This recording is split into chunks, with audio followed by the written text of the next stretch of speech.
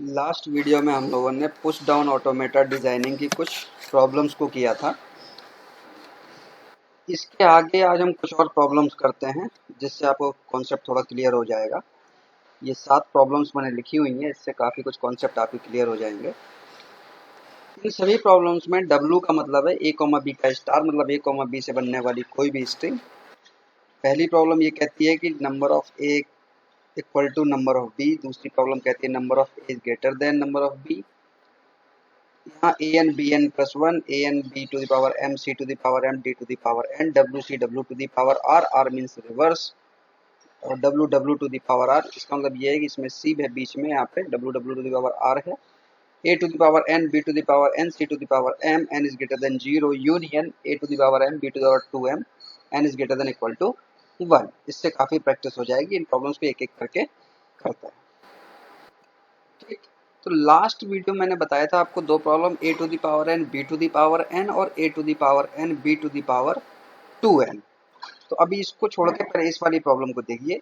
ये पुरानी वाली प्रॉब्लम की तरह है। पुरानी वाली प्रॉब्लम जो थी लास्ट वीडियो में, A to the power N, B to the power two N था, N is greater than equal to one. तो मैंने ये सजेस्ट किया था कि ए जब अकरेंस होगी तो हम एक ए आने पर दो बी को इंसर्ट करेंगे। लेकिन यहाँ पर क्या है, A to the power N, B to the power N plus one. इसका मतलब क्या है कि ए जितनी बार आएगा बी उससे एक ज्यादा आएगा। देखिए, पीडीए बनाने के पहले सबसे पहले आप लॉजिक क्लियर करिए कि लॉजिक हम क्या डिसाइड करेंगे। फिर लॉजिक डिसाइड करने के बाद ही आप उसका पीडीए डिजाइन करना स्टार्ट करिए, अदरवाइज प्रॉब्लम गलत हो जाएगी।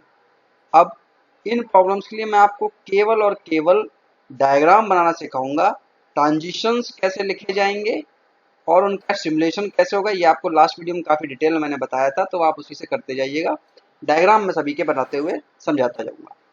अब प्रॉब्लम है A to the power N, B to the power N plus one. मैंने आपको बताया क्या कि ए जितने भी आएंगे बी उससे एक ज़्यादा आएगा। तो हमारा लॉजिक क्या रहेगा कि ए आने पर स्टैक में पुश कराइए, बी आने पर ए को पॉप कराते जाइए, तो काउंटिंग बराबर हो जाएगी। एक भी एडिशनल चाहिए तो इसको हम स्टैक से मैनेज करेंगे कि स्टैक में एक भी एडिशनल होना चाहिए। अब देखिए हम कैसे करेंगे। इसमें एक सबसे बड़ा कंफ्यूजन ये रहता है कि स्टेट कब बदले। तो आप देख लीजिएगा कॉम्बिनेशन के हिसाब से कि कब स्टेट बदलेगी। देखिए अभी मैं प्रॉब्लम सॉल्व करूंगा तो आपको समझ में आएगा। Q0 मैंने लिया इनिशियल स्टेट। अब पहले कह रहा है A to the power N, तो सारे ए आप इंसर्ट करते जाएंगे पहले, और एन की value greater than equal to one है तो एक ए आएगा ही आएगा। तो चाहो तो आप स्टेट आगे बढ़ा लो, चाहे यहाँ लगा लो, सेल्फ रूप लगा लीजिएगा, उससे कोई फर्क नहीं पड़ेगा। बिकॉज ऑफ Z0 ये डिनोट करता है कि आपकी जो स्ट्रिंग है वो स्टार्टिंग से चल रही है। तो मैंने सेल्फ रूप लगाया। बाय डिफॉल्ट स्टैक में Z0 पड़ा था, तो ए कॉमा Z0 पहला ए था, पहला ए आया, ए कॉमा Z0 ये स्टैक में पुश हो गया, ए Z0। अब इसका मतलब क्या है मैं फिर से बता देता हूँ। बाय डिफॉल्ट स्टैक में Z0 था, ए आने पर ए स्टैक में चला गया Z0 के ऊपर। यहाँ दो ही एलिमेंट लिखे जाते हैं, ठीक है ना। तीन तब लिखे जाते हैं जब दो एलिमेंट आप इंसर्ट करें। अब कई सारे ए भी मिल सकते हैं, तो स्टैक में फिर क्या पड़ा होगा, ए। बहुत सारे ए मिलेंगे तो ये ए भी सारे के सारे इंसर्ट होते जाएंगे। इन दो स्टेप से सारे ए इंसर्ट हो जाएंगे। पहला ए यहाँ से, इसके बाद के सारे ए यहाँ से, तो ए सारे इंसर्ट हो गए। अब बी के आने पर आप पॉप कराएंगे, तो Q1 कर देता हूं मैं, नेक्स्ट स्टेट। ये कंडीशन सेल्फ ग्रुप पे लगी हुई है, ठीक है ना। अब बी के आने पर स्टैक में तो पहले से ए पड़ा हुआ होगा, पॉप कराएंगे। पॉप के लिए क्या लिखते हैं, एप्सिलॉन। अब देखो समझने वाली बात, कुछ लोग कहेंगे कि सर ये लूप सीधा चल जाएगा, ये लूप ना चले अगर सीधा चलेगा तो। अगर सीधा चलेगा तो ए इंसर्ट नहीं होंगे, इसलिए वो बाय डिफॉल्ट रिजेक्ट हो जाएगा। जो टर्म जो कंडीशन यहाँ डिफाइन नहीं होती है पीडीए में, वो सारी क्या होती है, रिजेक्ट हो जाती है। तो बी के आने पर पॉप हो गया। अब बी बहुत सारे भी हो सकते हैं, तो एक बी की कंडीशन हो गई। जब बहुत सारे बी आएंगे, मैं यहाँ लिखता हूँ नीचे, सेल्फ प्रूफ लगा देता हूँ, जितने भी बी आए जब तक स्टैक में ए रहे तब तक ये क्या करता रहेगा, पॉप करता रहेगा। कौन सा, ए पड़ा हुआ तो ए को ही पॉप करेगा। पॉप के लिए सिंपल एप्सिलॉन लिखते हैं, ठीक। अब आगे बढ़ते हैं। तो यहाँ पे हमारी प्रॉब्लम पूरी हो गई a to the power n और b to the power n तक, कि जितने a आएंगे पुश हो गए, b आने पर पॉप हुआ, बहुत सारे b आने पे भी पॉप हो गया, b की कहानी होगी बराबर। अब मैंने क्या कंडीशन क्या लगी हुई है, b to the power n plus one. n plus one का मतलब एक b ज्यादा होगा। इसको देखो कैसे मैनेज करेंगे। तो अब जो b आएगा एक वाला, तो इस स्टैक में क्या पड़ा है, Z0, और वो पड़ा ही रहने दो आप। इसका मतलब क्या हुआ कि हमने केवल उस b को रीड किया है। b comma Z0 slash Z0 का मतलब कि हमने b को केवल रीड किया है। स्टैक में लास्ट में Z0 ही बचता है, तो ये बचा रहेगा। तो बस ये एक स्टेप यहाँ पे बढ़ जाएगा, तो एक भी एडिशनल हो गया। अब इसको आप Z0 को पॉप करा दीजिए। कैसे, स्ट्रिंग हो जाएगी आपकी खत्म। जो Z0 पड़ा था उसको Z0 बना रहने दीजिए। चाहो तो आप Z0 पड़ा रहने दो, या Z0 का भी पॉप करा दो, उससे कोई फर्क पड़ता नहीं है। यहाँ पे आप Z0 लिख लें, एप्सिलॉन लिख दीजिएगा, और ये आपकी फाइनल स्टेट है। ये बन गया आपका PDA for a to the power n b to the power n plus one. तो यहाँ तक चला b to the power n का, और एक b को हमने रीड किया केवल, बस ये कंप्लीट हो गया। कुछ लोग क्या करते हैं, यहाँ पे Z0 ना लिख के एप्सिलॉन लगा देते हैं। तो इसका मतलब क्या होता है कि हमने Z0 को भी पॉप करा दिया, उससे कोई फर्क पड़ेगा नहीं। ठीक, तो ये लास्ट वाली प्रॉब्लम की तरह थी। अब देखो ये वाली प्रॉब्लम जो मैंने अभी छोड़ी थी, ये दो प्रॉब्लम है। Number of A equal to number of B, और इसमें नंबर ऑफ ए में नंबर ऑफ ए जो है बी से ज्यादा होनी चाहिए। नंबर ऑफ बी भी ज्यादा हो सकते हैं, वो भी एक प्रॉब्लम होती है। तो मैं दोनों प्रॉब्लम एक साथ ही आपको बताऊंगा। पहले ये वाली प्रॉब्लम देखिए, जिसमें नंबर ऑफ ए और नंबर ऑफ बी क्या होने चाहिए, इक्वल होने चाहिए। ठीक है भाई, इक्वल के लिए क्या होगा, देखो यहाँ पर Q0। अब ये क्या कह रहा है कि ए कॉमा बी से बनने वाली कोई भी स्ट्रिंग, सभी प्रॉब्लम में यही है, तो कोई भी स्ट्रिंग में क्या आना आएगा, पहले ही वो कॉम्बिनेशन लिखो आप यहाँ पर। स्टार्टिंग में ए मिलेगा, ठीक है। हम लॉजिक क्या लगाएंगे इसमें, पहले मैंने कहा था लॉजिक सोचो। तो क्या करेंगे, जब ए आएगा तो पुश करा लेंगे Z0, तो ये हो जाएगा Z0। ठीक, लॉजिक ए आने पर हम पुश कराते जाएंगे, और बी आने पर ए को पॉप कराते जाएंगे। वो किसी भी ऑर्डर में आए, उससे कोई फर्क नहीं पड़ेगा। तो पहले ए मिला, पुश हो गया, बी मिला। अब स्टार्टिंग में अगर बी मिलेगा तो क्या करेंगे, तो हम पॉप नहीं कराएंगे, तो भी हम पुश कराएंगे। ठीक, अब कॉम्बिनेशन देखिए, ये तो स्टार्टिंग की बात होगी। अब क्या क्या मिल सकता है, ए मिल सकता है, बी मिल सकता है। मतलब स्टैक में ए पड़ा होगा, उसके बाद ए आएगा, स्टैक में बी पड़ा होगा, उसके बाद बी आएगा, या स्टैक में बी पड़ा होगा ए बी या बी ए। ठीक है ना, अभी बताता हूँ इसका मतलब क्या है। स्टार्टिंग में देखिए, अगर ए आया ए पुश हो गया, बी आया तो फिर बी पुश हो गया। अब ए के बाद ए आ रहे हैं, इसका मतलब स्टैक में ए ऑलरेडी पड़े हुए होंगे, तो हम दूसरे ए को भी पुश कर लेंगे। अगर बी पड़ा हुआ होगा स्टार्टिंग स्टैक में, फिर बी आया तो भी हम पुश कर लेंगे। भाई स्टैक में जो पड़ा होगा, अगर देखो करेंगे कैसे, सपोज करिए आपको स्ट्रिंग मिली इस तरीके से, बी ए, है ना। तो इस तरीके की स्ट्रिंग में क्या होगा, हम बी को पुश कराएंगे, लेकिन ए के आने पर क्या कराओगे, पॉप, फिर बी को फिर पुश कराओगे, ए के आने पर पॉप कराओगे। अगर स्ट्रिंग इस तरीके से हुई तो क्या करोगे, आप ए को पुश कराओगे, फिर बी के आने पे पॉप कराओगे, ए को पुश कराओगे, बी को पॉप कराओगे। तो वही लॉजिक है, पहले जो पुश हो गया उसी पे पुश कराते रहेंगे। ए के बाद ए आएगा तो पुश, बी के बाद बी आएगा तो पुश। अगर अल्टरनेट मिलता है, देखिए अल्टरनेट जब मिलने लगा ए के बाद बी, तब हम कराएंगे पॉप। तो इससे हमारे number of A number of be manage हो जाएंगे। तो पहले जो भी मिले पुश करा लीजिए, ठीक है ना। फिर स्टैक में ए पड़ा है, उसके बाद ए आता है तो पुश करा लीजिए, बी पड़ा है उसके बाद बी आ रहा है तो पुश करा लीजिए। लेकिन अगर ए के बाद बी आएगा तो पॉप कराइए, बी के बाद ए आए। इसका मतलब क्या है, ए के बाद बी का मतलब है स्टैक में बी पड़ा होगा, स्ट्रिंग अकरेंस में ए आ रहा है तो पॉप करा लीजिए। इधर स्टैक में ए पड़ा है, स्ट्रिंग अकरेंस में बी आ रहा है तो पॉप करा लीजिए। तो सारी चीजें आपकी यहाँ से मैनेज हो गई। जब आपका स्टैक अब क्या होगा, खाली हो जाएगा, ब्लैंक, स्ट्रिंग खत्म हो गई, स्टैक में Z0 अगर बचता है, यहाँ पे Z0 लिख दीजिए, ऑप्शन लिख दीजिए, कुछ भी लिख दीजिएगा, तो इससे हमारा क्या होगा, ये प्रॉब्लम एक्सेप्ट हो जाएगी, कौन सी, इक्वल टू वाली, ठीक है ना। ए मिले स्टार्टिंग में, कुछ भी मिले पुश करा लीजिए, इसके बाद सेम अकरेंस में मिलता है तो पुश कराइए, अल्टरनेट मिलता है तो पॉप कराइए। भाई जितने ए आएंगे उतने आप पुश कराएंगे, जितने बी आएंगे उतनी बार पॉप हो जाएगा, स्टैक हो गया ब्लैंक, और आपकी स्ट्रिंग भी सारी प्रोसेस हो गई, इसका ऑप्शन का मतलब स्ट्रिंग सारी प्रोसेस हो गई, तो ये पीडीए में एक्सेप्ट हो जाएगी। ये हुई फर्स्ट वाली प्रॉब्लम का सोल्यूशन। अब देखिए दूसरी वाली का, दूसरे में कह रहा है number of A is greater then W, sorry number of A in W is greater than number of be in W. अब ये क्या कर रहा है, नंबर ऑफ ए ज्यादा होने चाहिए, तो देखिए हम इसी प्रॉब्लम में सॉल्व कर देंगे, सब कुछ सेम होना चाहिए, नंबर ऑफ ए ज्यादा होने चाहिए बस। तो इसका मतलब ये है कि पहले तो आप पूरे बराबर कर लो जो भी आपकी स्ट्रिंग है, अब ए को ज्यादा करना है ना, तो ए को ज्यादा करने के लिए यहाँ पे आप क्या करिए, ये हटा लीजिए, सिंपल सा लॉजिक है, स्टैक में ए, तो यहाँ पर हम ए ले लेंगे। इसका मतलब क्या है कि पूरी स्ट्रिंग तो यहाँ से प्रोसेस हो गई, बट अगर स्टैक में ए पड़े हुए रहते हैं, इसका मतलब क्या है कि नंबर ऑफ ए ज्यादा हो जाएंगे, बस, और कोई चेंज नहीं होगा।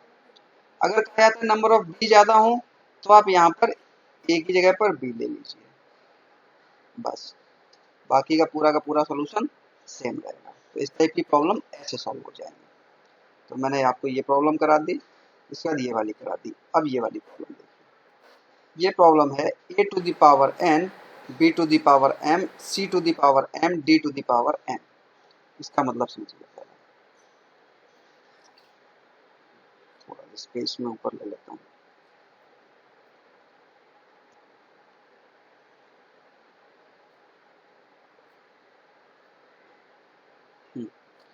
अब ये प्रॉब्लम कह रही है, ध्यान देने वाली बात ये है कि n और m दोनों ग्रेटर देन इक्वल टू 1 है, ठीक है।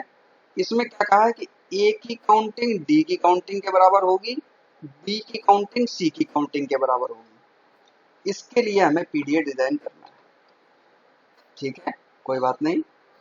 अब देखिए कैसे करेंगे।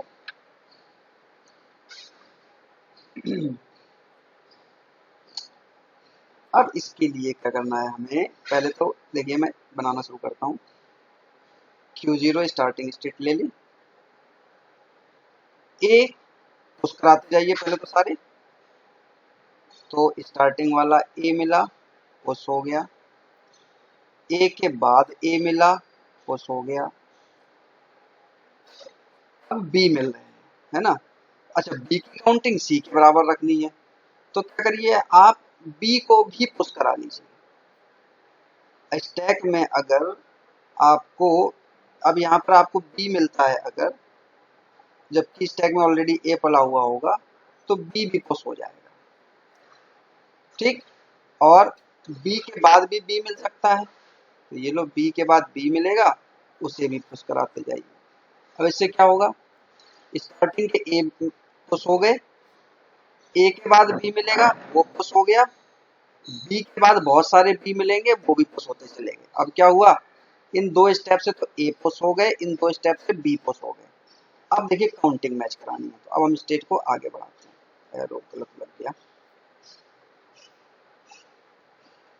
अब हम क्या करते हैं, काउंटिंग को आगे बढ़ाते हैं, नेक्स्ट स्टेट। अब सी की काउंटिंग किसके हिसाब से होनी चाहिए, ए के हिसाब से, तो ठीक है, तो सी मिलेगा आपको। अब स्टैक में क्या पड़ा होगा, पहले तो आपने देखिए स्टैक में क्या डाला था, स्टैक बनाते हैं, पहले आप ए डालते चले गए, फिर आपको बी मिले तो बी डालते चले गए, तो स्टैक में तो बी होगा ऊपर, स्टैक में बी होगा, स्ट्रिंग कंज्यूम क्या हो रही होगी, सी, तो हमें क्या करना है, पॉप कराना है। क्या पॉप कराना है, ऊपर वाला एलिमेंट, ये बी पॉप होता जाएगा, बी की काउंटिंग सी पे तो मैच हो रही है, तो बी सी आने पर बी पॉप होते जाएंगे, और यहाँ पे बहुत सारे अगर मिलेंगे तो वो भी पॉप करा दीजिए, ठीक। तो क्या होगा, सी और बी की काउंटिंग बराबर हो जाएगी इस रूल के हिसाब से। जितने बी सी आएंगे सभी पे बी पॉप हो जाएगा और हम हमारे सारे सी काउंटेबिलिटी में बराबर हो जाएंगे। अब देखिए अगला स्टेप, अब डी आए तो, अब डी आएगा तो बी सारे पॉप हो चुके हैं, स्ट्रिंग में क्या, स्टैक में क्या पड़ा होगा, ए, तो डी के आने पर भी ए को पॉप करा दीजिए। बहुत सारे डी आए तो ए को पॉप करा दीजिए। तो इन दोनों से डी और ए की काउंटिंग बराबर हो जाएगी। ठीक, अब बस स्टैक एम्प्टी हो जाएगा। इसके बाद ये लो, हमारी स्ट्रिंग खत्म, स्टैक में Z0 पड़ा था, यहाँ Z0 लिख दीजिए, बात खत्म। रिपीट करता हूँ, ए और बी, पहले ए मिले सारे पुश करा लो, बी मिले उसको भी पुश करा लो, ए और बी पुश हो गए। अब सी के आने पर बी को पॉप कराइए, तो जितने सी आएंगे उतने बी पॉप, तो सी और बी की काउंटिंग बराबर हो गई। फिर स्टैक में बचा ए, डी के आने पर ए को पॉप करा लीजिए, तो डी और ए की काउंटिंग बराबर होगी और ये प्रॉब्लम कंप्लीट होगी। ठीक है ना, तो इस तरीके से काउंटेबिलिटी की प्रॉब्लम आप कर सकते हैं। अब देखिए next problem, W C W to the power R. ये दो प्रॉब्लम जो है W C W to the power और W W to the power R, दोनों एक ही तरह की प्रॉब्लम है। दोनों को हम पैलिंड्रोम प्रॉब्लम भी कह सकते हैं, बस थोड़ा समझने का फर्क है, इसलिए मैंने दोनों प्रॉब्लम को लिया है। मैं दोनों आपको बता देता हूँ अलग अलग कैसे कैसे होगी। W C W to the power R में इसमें क्या होता है कि सपोज के लिए कोई स्ट्रिंग लिखी है आपने ए बी, तो सी बीच में आ जाएगा, फिर रिवर्स, रिवर्स मतलब ए बी का उल्टा हो जाएगा बी ए। इसको आप इधर से पढ़िए स्ट्रिंग को या इधर से पढ़िए, दोनों की वैल्यू सेम आएगी। इस प्रॉब्लम में आसानी ये रहती है कि हमें इंटरमीडिएटरी पता होता है कि सी हमारा इंटरमीडिएट है। तो इसका सिंपल सा लॉजिक हम लगाते हैं कि ए आए या बी आए, दोनों पे ही दोनों पे ही हम क्या करेंगे, पहले तो सभी को पुश कराएंगे, फिर हम पॉप मैनेज करेंगे। देखिए कैसे, Q0 एक स्टेट लिया मैंने, सेल्फ लूप लगाया, रूल्स क्या लिखेंगे, स्टार्टिंग में ए मिले पुश करा लीजिए, स्टार्टिंग में बी मिले पुश करा लीजिए। अब कॉम्बिनेशंस क्या मैं नीचे लिख देता हूँ, इसी सेल्फ लूप पे ही, जगह नहीं इसलिए यहाँ लिख रहा हूँ मैं। ए के बाद ए मिलेगा, वही सारे कॉम्बिनेशन लिख रहा हूँ। ए के बाद बी मिलेगा, A A A B B A B B, ये चार कॉम्बिनेशन बनते हैं, सभी पे हम पुश कराएंगे। ठीक है ना, अगर ए बी आएगा तो आप क्या करेंगे, इसका मतलब स्टैक में पहले से बी मिलेगा तो ए पुश हो जाएगा, इधर बी ए और इधर बी बी, तो क्या होगा, ये वाली स्ट्रिंग कोई भी होगी स्टार्टिंग वाली, ये पुश हो गई। ठीक, अब आगे चलिए, अब सी का क्या करोगे, सी को सिंपली रीड करना है और कुछ नहीं करना है। सी, अच्छा सी इससे पहले बी भी हो सकता है और ए भी हो सकता है, कुछ भी हो सकता है, तो सीधा लिख दीजिए, स्टैक में अगर ए पड़ा हो तब सी आए तो भी कुछ नहीं करना है, स्टैक को एज इट इज रखना है। जब ये एलिमेंट एक ही हो, इसका मतलब ये है कि स्टैक पे कोई फर्क नहीं पड़ा, सिंपल स्ट्रिंग रीड की गई है। बी के बाद अगर सी मिले तो भी रीड करिए, तो यहाँ तक ये वाला स्टेप कंप्लीट हो गया, सी रीड हो गया। अब देखिए, अब आगे के स्टेप, अब आपको पॉप करना है। पॉप कैसे करोगे, देखना जरा, जब A B B A same चीज आएगी, मैं यहाँ पे लिख रहा हूँ ए बी अगर है तो इधर क्या आना चाहिए, बी ए। तो लॉजिक क्या लगता है इसमें, इसमें लॉजिक ये लगता है कि करंट वाला जो स्टैक में होगा वही एलिमेंट यहाँ मिलना चाहिए, ये दोनों एलिमेंट सेम होने चाहिए, तभी तो इक्वलिटी आएगी। तो कंडीशंस हम कैसे लिखते हैं, मैं यहाँ पे सेल्फ लूप दे देता हूँ, उसी पे दोनों चीजें लग जाएंगी कि ए के बाद अगर ए मिले, स्टैक में ए होना चाहिए और स्ट्रिंग भी ए आ रही है तो आप पॉप करा दीजिए। स्ट्रिंग में अगर बी पड़ा है और अगर बी आपको स्ट्रिंग में मिल रहा है, स्टैक में बी पड़ा है तो आप पॉप करा दीजिए। तभी ये वाली स्टार्ट सी से पहले वाली स्ट्रिंग और सी के बाद वाली स्ट्रिंग बराबर हो पाएगी। आप कोई भी एग्जाम्पल लेके देख लीजिएगा, तभी दोनों, मैं सपोज करो एक एग्जाम्पल लेता हूँ, ए बी ए, फिर सी आ गया, फिर ए बी ए, तो ये दोनों सेम होने चाहिए तभी तो बराबर आएगा। तो वही चीज मैं लिख रहा हूँ कि स्टैक में अगर ए पड़ा हो तो और स्ट्रिंग प्रोसेसिंग करने पे ए आए तो पॉप करा दीजिए, स्टैक में अगर बी पड़ा हो और स्ट्रिंग आपकी बी आ रही हो तो पॉप करा दीजिए, और स्टैक आपका ब्लैंक हो जाना चाहिए। बस स्ट्रिंग खत्म, स्टैक में बचा Z0 और Z0। हमारा ये कंप्लीट हो गया। स्टेप रिपीट करता हूँ, ये एक दो ऊपर वाले और ये चारों वाले, ये W के लिए हो गए, ये C के लिए हो गया, ये W to the power R के लिए हो गया और प्रॉब्लम कंप्लीट। तो ये हो गई W to the power R। अब देखिए W to the power R की कैसे करेंगे।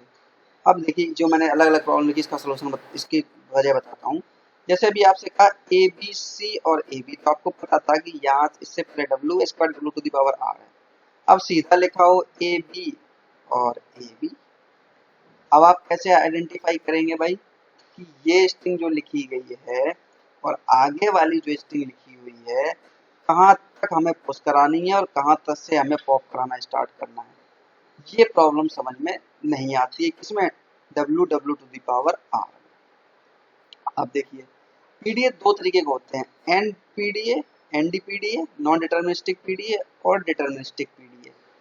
डिफरेंस सेम है, जैसे कि डिटर्मिनिस्टिक फाइनाइट ऑटोमेटेड डीएफए और एनएफए में होता है।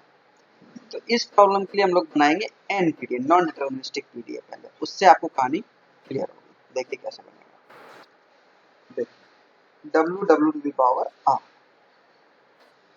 तो मैं कंडीशन नीचे लिखूंगा तो ऊपर फिगर बनाता हूँ Q0। पहले तो पुश करने की कहानी समझिए।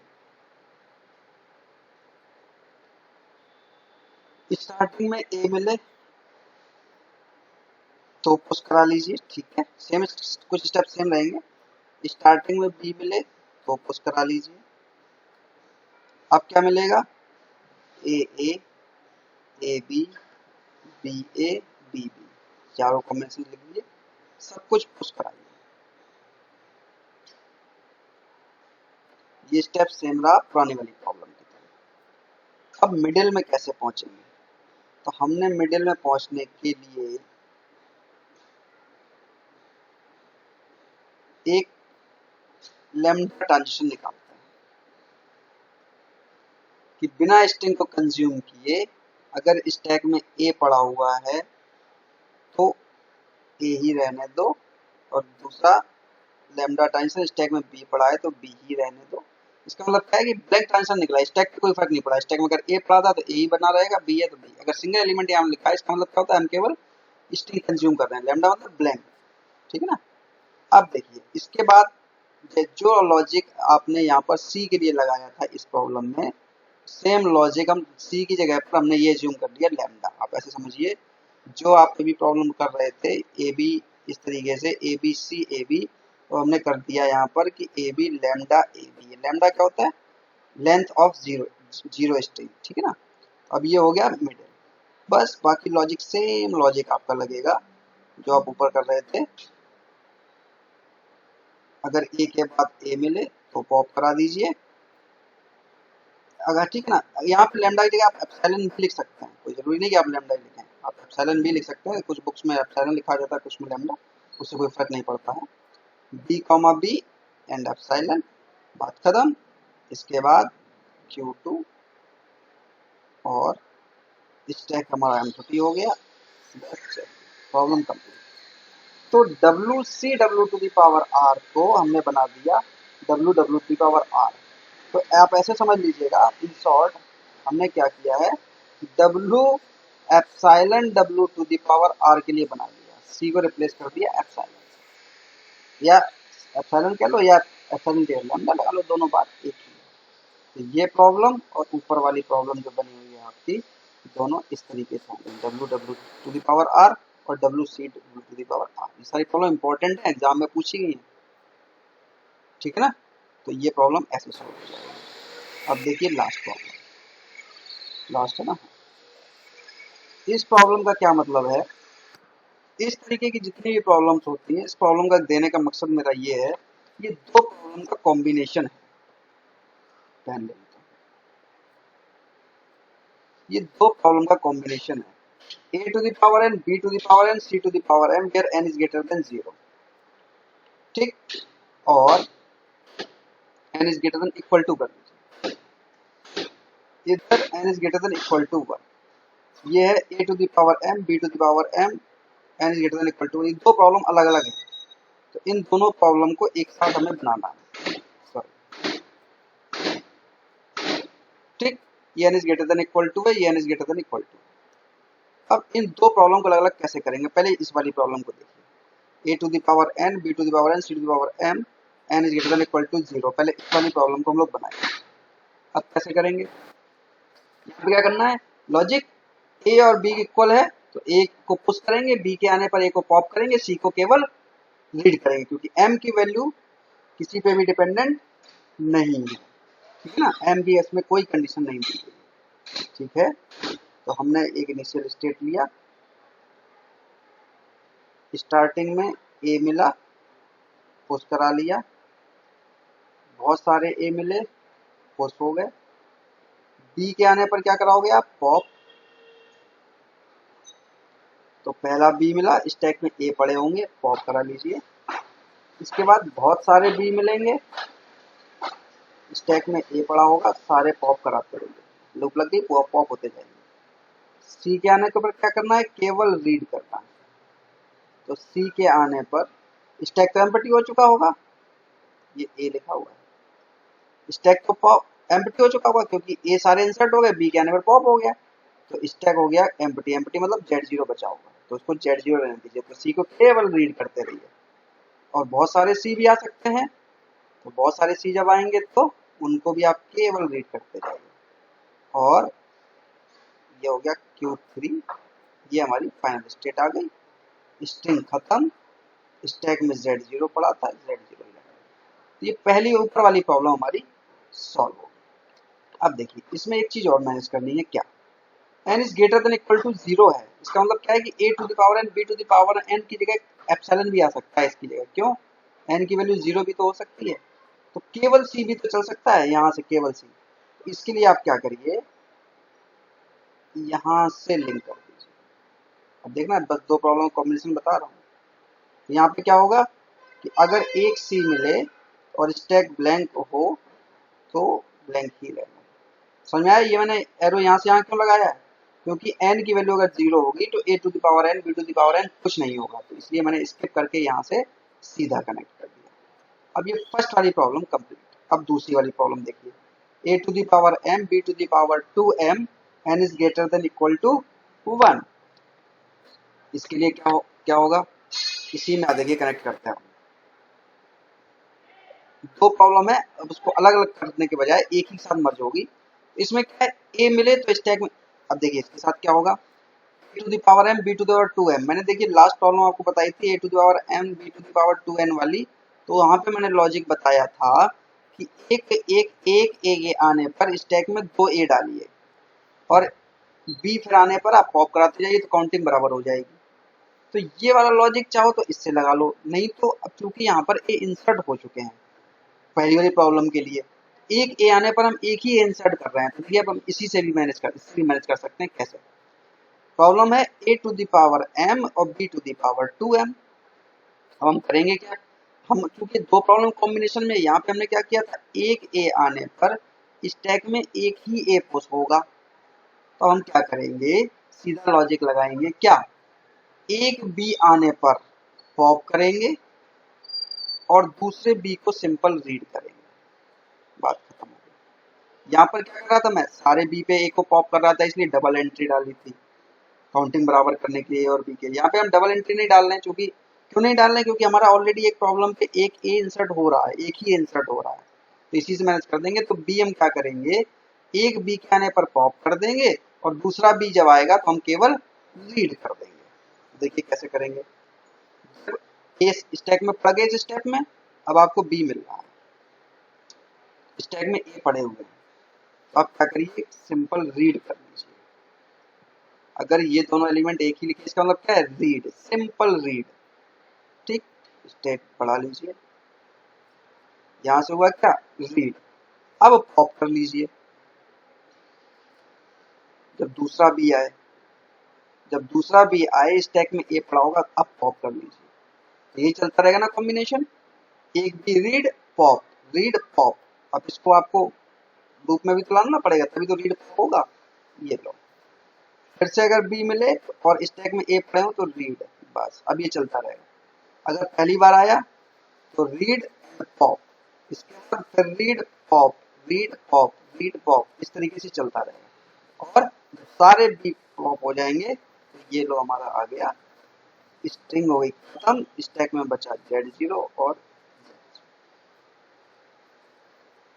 समझ में आ गई बात। पहली प्रॉब्लम ये रही, जीरो यहाँ पे मैनेज करने के लिए डायरेक्ट मैंने C लगा दिया, इस पोर्शन को स्किप कर दिया और a to the power m b to the power 2m logic, पहले वाला लॉजिक जो पुरानी प्रॉब्लम का था वो ये था। अगर सिंगल ए से मैनेज करना है तो ऐसे कर लीजिएगा, एक बार पॉप करिए एक बार रीड करिए। तो हमने क्या किया, पहली बार में रीड कर लिया फिर पॉप करा लिए, तो दो, एक ए आने पर दो बी मैनेज हुए हैं। देखिए एक ए आने पर एक बी रीड हुआ है, एक दूसरे बी आने पर पॉप हुआ, तो दो बी मैनेज हो रहे हैं, तो डबल बी आते जाएंगे, रीड पॉप ये चलता रहेगा। वो पहले बी आने पर रीड कर लिया और दूसरा बी आने पर पॉप कर दिया और एक ए पे ही मैनेज हो गई सारी चीजें।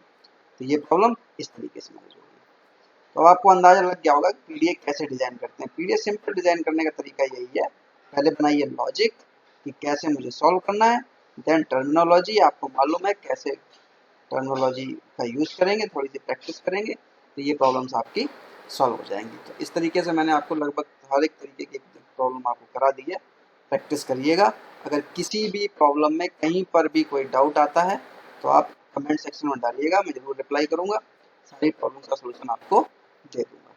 तो मेरी तरफ से पीडीए डिजाइनिंग खत्म है, अब नेक्स्ट टॉपिक में CFG टू पीडीए स्टार्ट करेंगे। Okay, thank you.